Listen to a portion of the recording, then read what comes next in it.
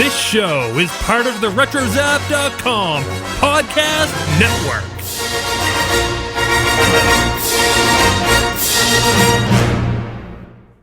Now, prepare yourselves for a Starships, Sabers, and Scoundrels special edition. 5, 4, 3, 2, 1.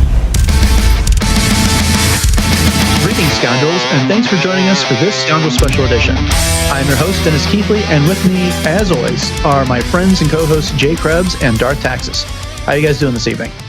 Hey, Jay here. Doing great. It'd be great to descend into another wonderful episode of Resistance. Yep, I'm doing fine, just hanging with my puppy girl. Yes, I am. She's so sweet. She missed me all day long because I've been running all sorts of errands. And work. All right. That too. Well, and again, a special welcome to all of our returning Scoundrels. And if you are new to Starship, Sabers, and Scoundrels, then let me welcome you for the first time to the show, which is our special brand of Star Wars discussion and fun. You've joined us for a Scoundrel Special Edition. These are in-between episodes where we forgo our usual analysis of the news and focus on a specific piece of content, which in this case is the latest episode, Resitance Descent. So heads up, this is a full spoiler discussion. Taxus, if you would do the honors and hit that spoiler alert. And if you are still listening, well, you've got 3 seconds to hit pause. Kaz dies in the end. 2, Not really. 1. All right, we gave you 4 warnings, so here we go. So this episode begins with the First Order placing Kaz, Tam, and Yeager under arrest. Commander Pyre reports that the fireball was seen in a restricted area. And so, we've been speculating in the last episode, how is it that the First Order was coming to arrest Team Fireball here? And it, you had speculated, Taxus, that Tam had turned them in or something like that. And it just turns out that Kaz was not particularly careful when he and Poe went to investigate the asteroid, or the moon, or the world rather, that got hauled out. Yeah. And so now, they got carbon scoring on the ship, and there's all kinds of problems. Now Tam insists this is a mistake, and this is where we're starting to get the final confrontation where Tam gets lit in onto the fact that Kaz is in fact a First Order spy, and she's just stunned about all this. Yeah. Oh yeah, she's happy. Well, yeah, stunned is a great word to put it. And she's also in denial as well. Like, this can't be, and you can just see the confusion on her face. It's pretty intense. Mm-hmm. Yeah, I can tell she was about to get angry at some point. You know what I mean? Like, which is a natural reaction, right? Right. But yeah, how can you miss the fireball? It's like a piece of junk. Commander Von Reg got away, right? And so he could ID that ship. Exactly. I guess it was only a matter of time, and perhaps they should have considered that.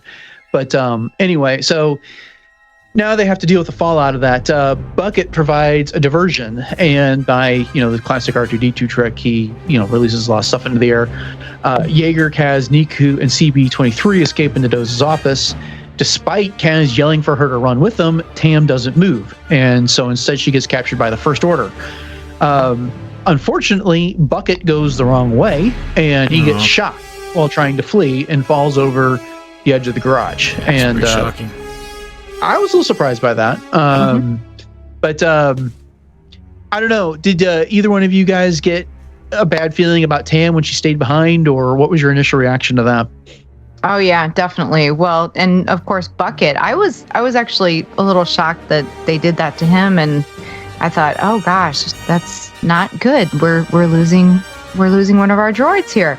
But Tam just really, like you said, she froze. So I know whoever goes through a stressful crisis, a lot of times it's either fight, flight, or freeze.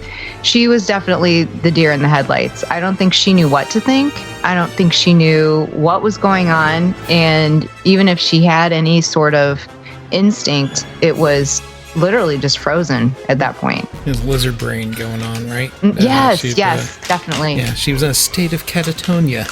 Yeah, I mean, I guess that's a natural reaction too, to kind of just what's going on. You don't have a clue, and why are your friends shooting against authority? What's going on here? So I thought that was a pretty good reaction. I was worried this was setting up, she gets captured oh, she's gonna be mad about it and kind of turn on him. You know what I mean? But That's what I thought, Taxus. I was afraid that this was the beginning of her going, forget these guys. They haven't included me in what's going on, and now they're running away from stormtroopers. Why should I put my life on the line? Right. All I ever wanted to do was be a racer. And, but, as we'll discover, that's not what happens here. But, and the other thing when it came to Bucket, my initial reaction was kind of funny. He's like, does this mean we don't get any more bucket lists on StarWars.com? Yeah, I was pretty shocked by that. I mean, because he took a pretty hard hit straight to the gut, so to speak, the robo gut. And it's not like he had a whole lot protecting him anyway. I mean, he was just the bare bones of an astromech unit at that point. Right. Yeah. But so the story moves over to Captain Doza's office. He and Tor are discussing the First Order occupation, and Doza concludes that they need to contact the Republic. At about that time, Commander Pyre arrives, and he reports that Yeager, Kaz, and company are spies, and Tam Ravora is currently in custody. Furthermore, a new character, Agent Tyranny, is on her way to investigate Tam. Yeah, that's a great name. Yeah, and I love with Doza how he went from being, the reluctant administrator who was trying to do the best for his station to, again, reluctantly considering involving the First Order, to having it forced on him. And now it's like, how do I get these people off my station? Yeah. Nothing good is happening while they're around. They're in fact no safer. They traded problems with the pirates for severe problems with the First Order. Right. And now he's just kind of beside himself trying to figure out what to do. Yeah. Yeah, you can tell he was just not happy. And speaking of pirates too, when they started kind of pulling in there, I thought for sure, I know I'm getting a little too far, but I thought for sure that maybe they were going to try to step in. So I'm going to save that thought. Yeah, definitely put a pin in that one, because that'll come up towards the end of the episode. But and I love Tora in this episode. She's very enthusiastic about doing something. Oh, yeah. And it's kind of like the more extreme, the better, as far as she's concerned. But yeah, Doza becomes a willing conspirator in my mind. You know what I mean? Like he just kind of realizes, hey, the die is cast. I'm pretty something much has to be done. Yeah, right. So things can't get any worse than what they currently are. So he's got to do something. But so Kaz, Yeager, Niku, and CB-23 are kind of in these crawl areas beneath the main floor, and they're talking very loudly.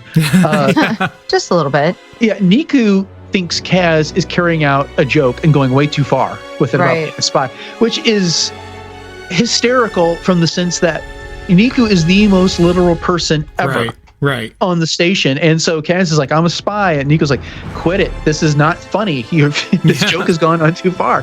And, Kaz tells him a couple times. He just doesn't believe it. And unfortunately, this conversation attracts the attention of the First Order, which so they end up running, and then they fall through a trap door and get caught by the Shellday, or also known as the Shell Folk. Yeah. And Niku then falls on Kaz. He remarks that wasn't so bad, except for I didn't like the falling part. But and then Kel and Isla kind of help them hide out for a bit there. But so yeah, I'm sorry. Go ahead. Oh, I was just gonna say, it's about time somebody figured out somebody's hiding below the grates. You know what I mean? That's one of the things I like about this series. Is it's kind of breaking through some of the tropes. The Star Wars grating hiding underneath it. I mean, it's big open gaps. Of course, sound is traveling. I love how the stormtroopers are like, there they are. Yeah, they found us. Really? You think? However, did they figure that out? Right, exactly. So, the First Order is definitely on their game in this one. Yeah, definitely so. It was kind of nice that they just couldn't sit there and continue to yell. And, I love it when Kel and Isla come up. It's like, you guys were talking really loudly. It's, you dolts, you fools. We could hear you all over the place. But they are, the kids are excited to hear that Kaz is with the Resistance. And I guess I could see why that would be, because that gives them some hope that they didn't have before. I mean, they were essentially refugees on the station and didn't really have too much to look forward to as long as they had to stay hidden a good chunk of the time. We saw what happened when they weren't careful themselves just a couple episodes ago. But, then we kind of get into a meatier part of this episode when Agent Tyranny arrives. And, Tam is meeting with Pyre and the First Order. She's very argumentative. And then I'm kind of combining a couple scenes with Tyranny and Tam because I don't see a real need to separate them out. But Tyranny starts trying to sell to Tam that the Resistance is lawless and disowned by the and has been disowned by the Republic. They're only out to cause chaos. Which that argument, I have to ask, has it ever worked? Because when you go into a situation and you just say, "Oh, these people, they're all bad. All they want to do is cause chaos and destruction and disorder," it's like you're selling it a little hard. But and Tyranny is selling as the First Order is that we just want the best for everybody, and that comes from absolute order. I was like, I'm not sure that's your best selling point either. But well, that's anyway. why I love her name. What's the not palindrome, antonym? Tyranny. The antonym is the opposite, but the what's? But you're thinking of something that sounds like another TYA, like tyranny. Yeah, it's like tyranny. I get you. Okay. So of course she's going to be the one that's trying to sell. No, this is protection. This is this is good for everybody. She's the soothing voice of tyrants. And that's what. If you really think about it, hey, maybe everybody is named after some sort of, similar sounding word. Doza, you know what I mean? He's the bulldozer of the Resistance making trash. Well, I was thinking he's now woke. That's why, yeah. So because he was, kind of sleeping, so to speak. You know what I mean? I don't know. Maybe I'm reading too much into that, but I think that they kind of intentionally, Pyre. Pyre's. I'm still trying to figure out how that comes into context, but when I hear pyre, I think of something large and burning. Right? Yeah. So like a funeral pyre. Yeah, exactly. Yeah. So I just wonder if there was some intent in naming some of these characters like that, or if it was purely coincidental. I like that thought, actually. I think that's actually very creative. Good call there. No, thank you. But as far as as tyranny is concerned, back to your point, Dennis, I do feel like, as far as Tam is concerned, especially, she wanted to believe so badly that the First Order was inherently, quote unquote, good, because she kept saying they're here for our protection. The Resistance is not. This is not a good thing, and we need to trust them. And so I could see how utilizing language such as she did with, absolute order is the only way to do this. And, it's almost a brainwashing kind of a technique in a way. And I think that Tam, she really wanted to believe it. And you could just see on her face just the emotional struggle that she was going through, trying to kind of rationalize her way through, gosh, this can't be happening, versus who do I trust, versus what should I think? And you could just see her wrestling with that the whole time. What did y'all think about the bar? Or was it the pilot? No, it was the bar. That's right. Well, in the high tower where the ace pilots. Oh yeah, the pilot's on. Sorry, Did it look different to you? Honestly, I don't remember. We haven't had that bar featured enough episodes for me to have remembered one way or the other. I did see off to the side, there was a leaderboard in Arabesh, and Hype Phazon was still sitting atop the leaderboard for the pilots. Wow. Okay. After I didn't decipher the whole thing, but I was able to make out that first line that Hype is still in first place. But and the other thing that happens is this is the first time that Tam gets to see Kaz's service record. That Tyranny shows him, and it doesn't have any really huge revelations on it. His rank was pilot in the Navy. He's been recruited by the Resistance. His home planet is Hosnian Prime. I couldn't remember if we actually knew that. We knew his father was a senator, but I didn't know that we knew from which planet. So something that we know what's about to happen here to Hosnian Prime. Right. Right. I know. When she said that, I got chills, because you're right. I don't know that we actually knew that. So was okay. So how long after the end of the Galactic Civil War did the Senate move to Hosnian Prime? I don't know that I have a definitive answer to that. I know what happened is that they elected to have the seat of government move every 10 years or so. Okay. Because it's either in a Bloodline or another book where they're getting ready to set up the government there on Hosnian, or it may have been in the Aftermath books, I think it's moving around. It may have been at Chandrila at one point. And it moves around periodically because they don't want to consolidate power in one place and create another situation like Coruscant, where there's a center to the galaxy that never shifts, and that all the power consolidates in one place. And that's one of their goals, to move the government around. Well, I was just wondering if maybe he was born there while his dad was, serving as a senator or something, or, but I mean, because his dad's not the senator from of Hosnian Prime, right? Yeah, I can't say definitively that that's not possible, but my instant reaction to that is that probably not, because this is pretty close to the time of The Force Awakens, and I think, Bloodline happens, 6 years beforehand? Yeah. And so, and that's about the time I think things are getting established in Hosnian Prime. I've got this timeline off, but I don't think the seat of power for the Republic had been on Hosnian Prime long enough for Kaz to have been born there while his father was serving as a senator there, if that makes sense. Yeah. Yeah. I can't even keep our own government timeline straight, so I'm impressed that you can do that. But really quickly, going back to the scene in the Aces Lounge, I wondered if Tyranny was giving Tam something refreshing just to calm her, or if there was something in it. Because there's an image in the episode gallery where Tyranny's kind of looking at Tam very expectantly, like, come on, drink that, drink that, drink that. You know what I'm saying? So maybe that was just my brain. Yeah, or, to get some answers. And maybe that's why she was being so soothing and trying to get her to calm down. And, instead of bringing out the ball with the syringes on it, this would be a much nicer way to, exactly. Well, did you know something that Tam kind of recoiled at is how Tyranny spoke to the droid, to the bartending droid? Oh, yeah. Yes, I did notice that. It was really, it's kind of showing your true colors, so to speak. Right, exactly. And, so, I thought that was a nice little slip on Agent Tyranny's part. And it did say that Kaz was recruited as a Resistance spy on his little portfolio thing there too.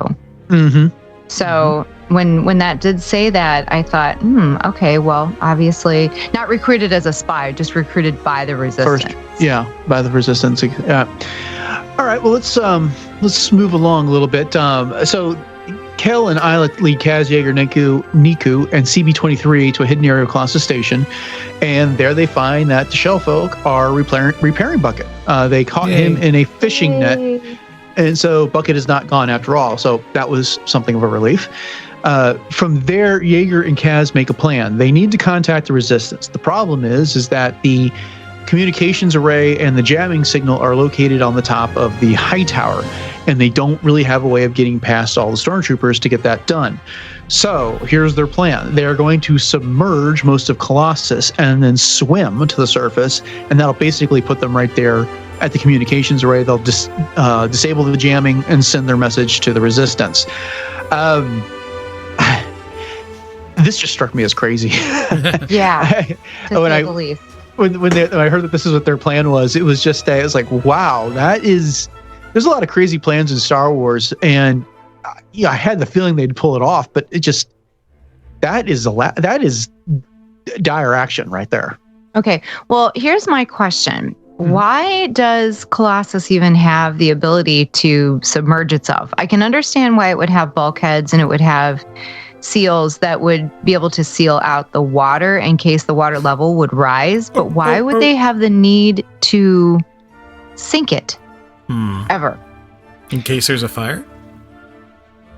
That was the one. I was like, why would you ever want to do that in the first place? I could see where those, like I said, the watertight bulkheads and things like that would come in handy if they got some sort of torrential problem, but... And do we know... All I could do is speculate on that one. I mean, is Colossus Station one of a design where it's designed to work in multiple different environments, and when they build it, it's to a certain specification? Because it may have been in the episode guide somewhere where they pointed out that there's essentially like a hydraulic system that allows the station to raise and lower, and it's mounted there on the ocean floor. So perhaps it's not so much that they were planning, it was designed to sink, as that was designed to raise and lower with maybe a rising and falling tide in some instances, or to deal with varying ocean levels. It might be a reason. But Taxus, what were you going to say? Do we know if it's even? I mean, I was going to ask that. Is it connected to the floor?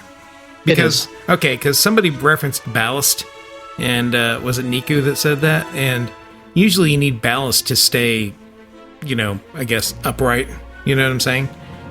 Or to float or sink. Ballast comes into play. Yeah. So yeah, right. And I don't know. That's why I was wondering if it was even attached, to begin with. But well, I mean, you want to turn it into Star Wars Sea Lab? Go for it. We haven't had that before. How fun. Right. Okay. Well, so they have to contact Doza to pull this off, because they can start the process of submerging it, but then Doza is going to have to close all the hatches so that everyone doesn't drown. To that end, they have CB-23 sneak into Doza Tower. To do that, CB-23 takes out BB-90, which was kind of funny. I don't know if this was the intent, but I kind of thought at the beginning, CB-23 shows up there, and it's almost like she was kind of flirting with BB-90 and kind of totally caught that. I was kind of got his attention that way before sabotaging him. Yeah, I was kind of thinking of like those Bugs Bunny cartoons where he like sticks his leg out around the corner and is like, right. Hey boys, or something like that. That's kind of the same feeling got, Yeah, and because Bugs. So Bunny. then CB-23 gets into the office that Doza and Tora are in, and basically trades messages from Yeager and Kaz with Doza and Tora, and then reports back to Kaz and Yeager. And I love the message. Doza essentially says, "Yeah, we'll do it." And then what does Tora say? She kind of sneaks her head out from behind him, and she's like, this will be, this is going to be wild. So she really is enjoying how extreme this whole thing is. But so the plan works. I'll just cut to the chase there. They shut down the turbines. The station begins to sink. Doza gives the order to close all the hatches. He's doing it remotely, but he's telling everyone on the Colossus, get inside. We're taking out water. The spoiler alert is going off all over the place. Yeah, exactly. Pete is sitting there trying to scrub the floor as all the water is coming in. Yeah, the station. That was funny. You could just see him. He was like, so angry. Man. First thing, my floor scrubber, and now the place is getting flooded. I have to clean all this up. And then Kaz, Yeager, and CB-23 start swimming up to the jamming ring. Now, the First Order is already suspicious of this plan. And, I guess Kaz and Yeager knew that they only had a certain amount of time. But, I was, to me, it was just kind of how did they let the jamming device and the communications array go that unguarded to begin with? Right. No. Right. Maybe it's because they figured nobody could get up there. I suppose, but it's just it's sitting outside. It's vulnerable. I mean, if nothing else, they're there because pirates are around. That's their stated reason for being there. And I don't know. I kind of felt like maybe that's something that deserved a little bit more protection or security. But sure. But be that as it may, so they get up there, and Kaz and Yeager have no idea how to turn off the jamming. Right. They just start pulling on chips and wires, and Kaz gets lucky and pulls something out and shuts down the jamming sequence. And they send their message to the Resistance, which is received and responded to. But before they can get away, Pyre and the First Order shows up and opens fire on them. And this part surprised me. Not that he'd do it, but that it happened at all. But Yeager shoves Kaz over the side and to basically, so he'll get away. Right. And he surrenders himself to the First Order. I really was not expecting him to get captured this episode. Yeah. Well, I kind of feel like he did it because maybe, of course, it was a split-second decision, but maybe he felt like if he got captured, he would be able to keep more tight-lipped than if Kaz was captured. You know what I mean? Oh, no doubt. Yeah, that's true. Well, I mean, Kaz is a terrible liar. Yeah. Oh, yeah. I don't know what episode of the season this is, but we've got a dozen episodes where he's just not good at selling half-truths or lies. And, and the other thing is, if Yeager's there, the stormtroopers are going to run up and have their blasters trained into him, as opposed to if they both dived into the water. Right. They'd be shooting down at them, and they have a chance of getting shot, and they'd get pursued. But when they have Yeager there, they have someone in custody. They kind of gave them at least a moment's pause on what was going on there. But yeah. Plus, Kaz is pretty resourceful, and Yeager knows what Kaz is like now. It's also kind of a calculated decision, what's the more important piece to save, Oh, yeah. Yeah, again, my surprise is not that Yeager would give himself up. That, I think, is completely within keeping with his character at this point in the season. He went from being a reluctant participant in this whole thing at the beginning of the season to we have no choice but to act at this point. So they sent they sent the message out while they were up there on the antenna, right? Yeah, and they got a response really quickly too. Oh, Very okay. quickly. Okay, so they didn't. Yeah. So they didn't not the listen to it till response later. that they wanted. Yeah, so we find Kaz and CB-23. They're back in the hiding place with El Isla and the Chelday, and they, Kaz tells them that Yeager was being captured, and then they play back the message they got from the Resistance, and it is Princess Leia, and she says that they can't send any help, but if they can get off of Castellon, to come join them at the Resistance base, and she sends them the coordinates, and Leia's, there's a bit of shame in her voice, which is she hates the fact that she cannot send help to Colossus Station, and to his credit, well, one thing first, this is where Niku finally believes that Kaz is a spy. Yeah. He says, once he says Leia, he goes, well, and she says, she dresses him by name, and she's a fighter Resistance. He's like, Kaz, you're a spy? Why didn't you say so? Yeah. That was some good comedic timing and a good comedic moment for this episode. it was. And as we've said in previous episodes, the tone that they've taken with Niku is improved a lot over the course of the season, and that was a good moment there. So I thought it was interesting how she said, "We'll give you the coordinates to our next base." Did she say next base, or did she say the? I think she said next base, if I remember correctly. Now, which made me think, maybe they were already planning on. I don't know what they were planning on, but maybe it was just, maybe it's sort of like, any other guerrilla group. Maybe you just kind of move every now and then just to keep people guessing, Well, I also suspect they have more than one base. And so, I thought it was I took it to be a nearby base, and we don't really know. She didn't say where it was. She just said they'd send them the coordinates. So for all we know, it could have been Dakar. It could have been elsewhere. It could have been Crate. It could have been a number of places, but we simply don't know what it is at the moment. Right. Well, in the rewind, or not the rewind, in the Buckets List episode guide on StarWars.com, it just says she sends Kaz the coordinates of the closest Resistance base, should he find a way to escape. There you go. So there's got to be more than one at this point, is the way I gather it. But I think they did a really good job with Leia this time. I know there's been a couple of different voice actors that have done her voice, and this one was definitely more spot on. I felt like it was definitely more Leia than the last time that we got to see Leia. Yeah, I didn't even note who did the voice for Leia this time around, but I didn't either. I wanted to look that up, and I didn't get a chance. Right. Well, the Resistance is not the only one that got this transmission from Kaz. The Kragan's pirates intercepted it as well. Yar. And Yes. so Sonara is among them, and she's very interested when she hears this. So we don't really know what that means. All we can do is speculate, but I don't think that the pirates are suddenly going to turn over a new leaf and ride to the rescue. But I wouldn't be surprised if Sonara convinces them that this is some sort of a good opportunity, and so that they can be, so that she can try and help Kaz and Yeager and Tam and everybody on the station. What's your all's take on the situation? Yeah, I agree with that. Definitely. You could just tell that there was a little bit of surprised desperation in her face. Like, oh my gosh, we need to help them. And Kragan was just sort of taking it all in. So I think she's going to end up, if nothing else, at least trying to convince Kragan to, give a little bit of help to them. Yeah, let's not forget revenge, so maybe there's that sweet dangling notion of revenge that Kragan will want to get involved for that. But also you could actually establish some sort of relationship, maybe not be pirates, maybe be trading partners, you know what I mean? And offer security in their own way, but who knows? We'll see what happens.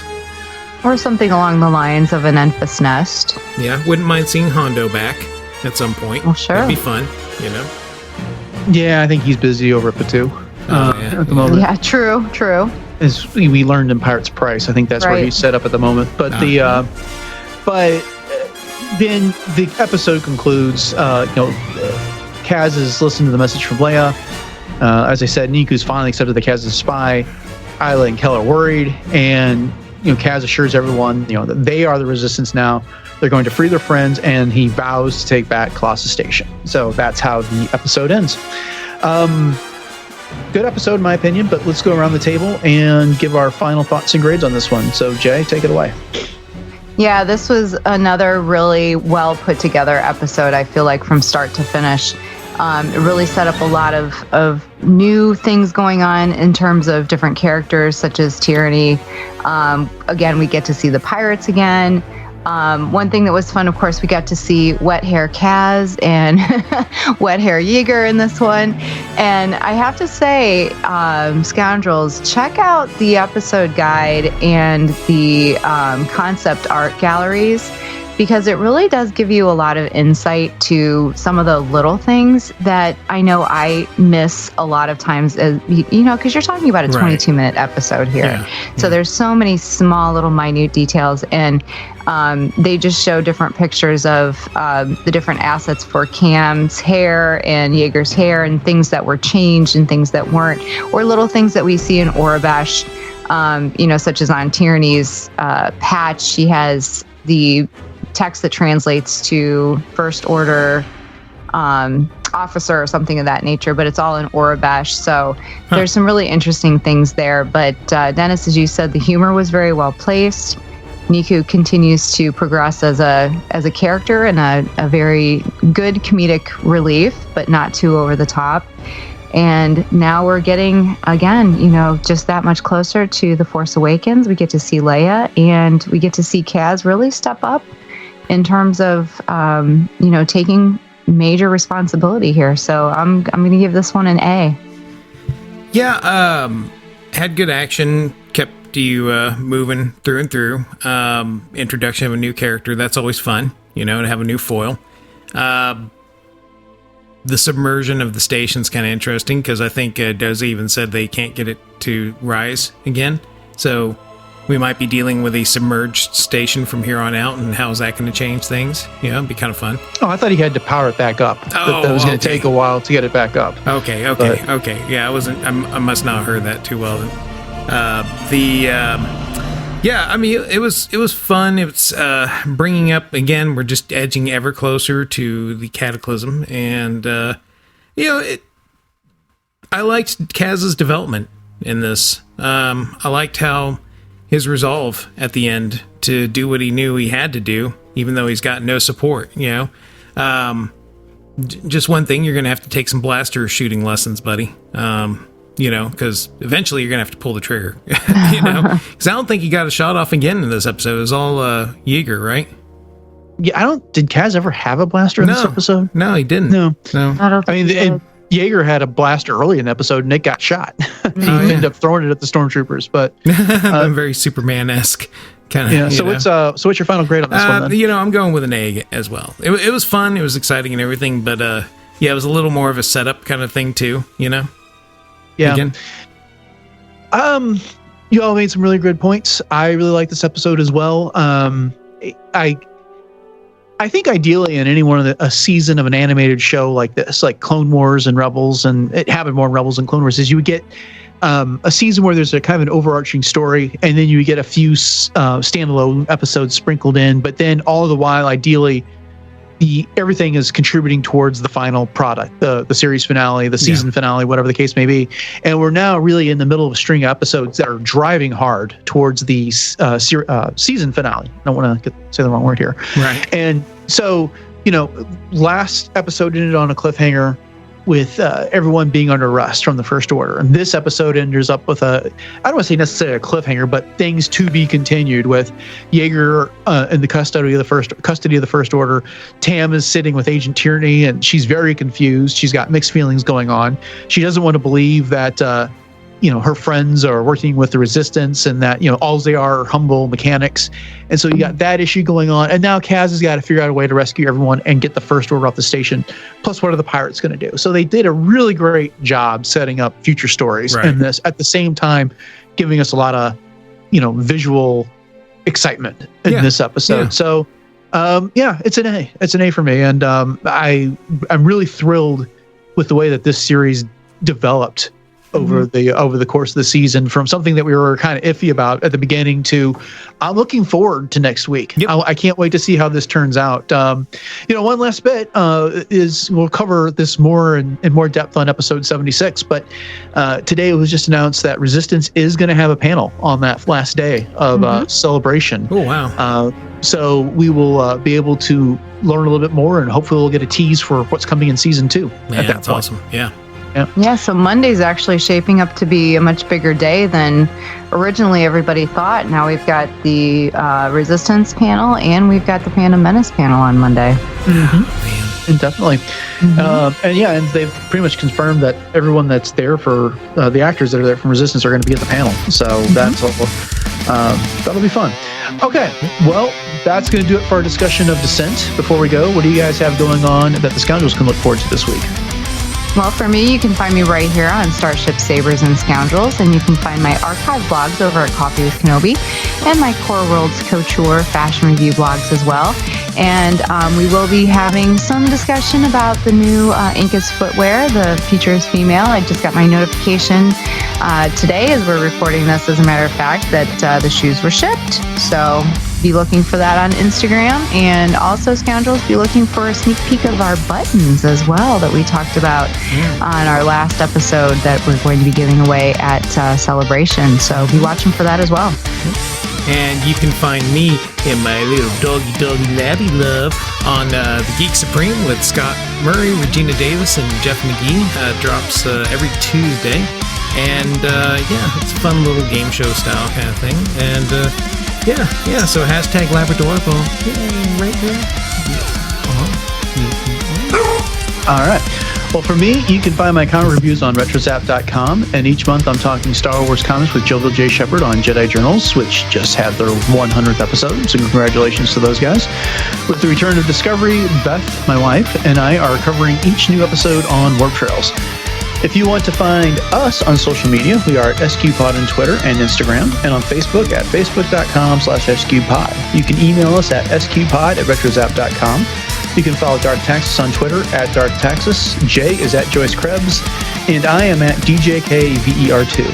Speaking of RetroZap, we are a proud part of the RetroZap.com podcast network. The network currently features more than a dozen shows covering everything from retro gaming, movies, collecting, and a ton of Star Wars. You can subscribe to the network feed, and you'll get all the shows in one place. And, of course, we love a review wherever you listen to your podcasts. And tell your friends, especially the ones that like Star Wars, about our show. Help them subscribe if they don't know how to do that. We really appreciate everything that you've done to help us get the word on the show spread. And we mentioned this in episode 75 that February was just an enormous month for us, and thanks to everyone that helped make that happen. Yeah. So that's going to do it for this Scoundrel Special Edition. We'll talk to you all soon with another episode of Starship Sabers and Scoundrels. Until then, may the Force be with you.